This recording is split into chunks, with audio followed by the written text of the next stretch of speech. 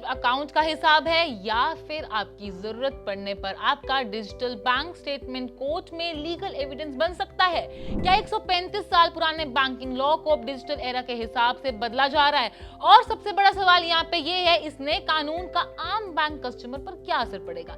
दरअसल पार्लियामेंट ने bankers books evidence bill 2026 को मंजूरी दे दी है। ये कानून 1891 के बैंकर्स बुक्स एविडेंस एक्ट की जगह लेगा, जो उस दौर में बना था जब बैंकिंग रिकॉर्ड्स मुख्य रूप से पेपर पर मेंटेन किए जाते थे। चलिए इसे आसान भाषा में समझते हैं। आज बैंकिंग सिर्फ पासबुक और फिजिकल रजिस्टर तक लिमिटेड नहीं है। आपके ट्रांजैक्शंस अब mobile banking, internet banking, digital statements और यहाँ तक कि क्लाउड बेस्ड सिस्टम्स में भी रिकॉर्ड होते हैं। लेकिन पुराना कानून जिस दौर में बना था उसमें डिजिटल बैंकिंग जैसी चीजें मौजूद ही नहीं थी, और इसी गैप को दूर करने के लिए लाया गया है नया बिल। इस बिल के तहत इलेक्ट्रॉनिक, डिजिटल और क्लाउड बेस्ड बैंकिंग रिकॉर्ड्स को भी लीगल एविडेंस के तौर पर रिकॉग्नाइज करने का फ्रेमवर्क बनाया गया है। यानी कोर्ट प्रोसीडिंग्स में जरूरत पड़ने पर सिर्फ फिजिकल बैंक रिकॉर्ड्स ही नहीं बल्कि डिजिटल रिकॉर्ड्स भी इस्तेमाल किए जा सकेंगे।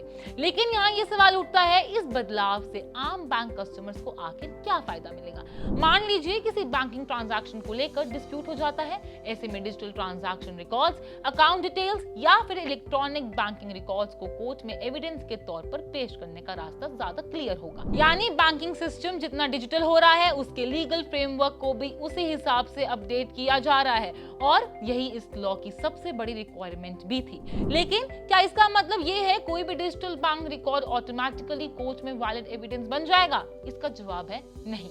नए फ्रेमवर्क में ऑथेंटिसिटी और सेफगार्ड्स को भी इंपॉर्टेंस दिया गया है। यानी रिकॉर्ड सिर्फ डिजिटल फॉर्मेट में मौजूद होना ही काफी नहीं होगा, उसकी रिलायबिलिटी और ऑथेंटिसिटी भी इंपॉर्टेंट होगी। यानी सरकार का मोटिव सिर्फ पुराने लॉ को हटाना नहीं है बल्कि बैंकिंग रिकॉर्ड्स को आज के डिजिटल इकोसिस्टम के हिसाब से लीगल फ्रेमवर्क देना है। और इसका असर सिर्फ बैंक तक लिमिटेड नहीं रहेगा। आज लाखों करोड़ों लोग यूपीआई, मोबाइल बैंकिंग और इंटरनेट बैंकिंग के जरिए ट्रांजैक्शंस करते हैं। ऐसे में बैंकिंग डेटा और डिजिटल रिकॉर्ड्स का लीगल इंपॉर्टेंस लगातार काफी तेजी से आगे भी बढ़ रहा है। तो क्या 135 साल पुराने लॉ की जगह नया लॉ आने वाला है या फिर ये सिर्फ एक लीगल अपडेट है? इसका जवाब है नहीं। इसके पीछे बैंकिंग सिस्टम में आए बड़े बदलाव की तस्वीर भी दिखाई देती है। 1891 में बैंक रिकॉर्ड्स का मतलब मुख्य रूप से फिजिकल बुक्स और पेपर डॉक्यूमेंट्स था।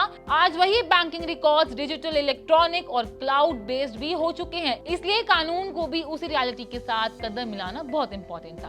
हालांकि डिजिटल रिकॉर्ड्स को लीगल एविडेंस के तौर पर रिकॉग्निशन देने के साथ डेटा प्राइवेसी और मिसयूज को लेकर भी सवाल उठे हैं। इसलिए नए फ्रेमवर्क में सेफगार्ड्स का इंपॉर्टेंस और बढ़ जाता है। तो कुल मिलाकर देखा जाए तो bankers book evidence bill 2026 banking records को पेपर एरा से डिजिटल एरा के लीगल फ्रेमवर्क में ले जाने की कोशिश है। अब बैंक रिकॉर्ड सिर्फ फिजिकल बुक्स तक लिमिटेड नहीं रहेंगे बल्कि डिजिटल और इलेक्ट्रॉनिक रिकॉर्ड्स को भी कानून के तौर पे क्लियर रिकॉग्निशन मिलेगा।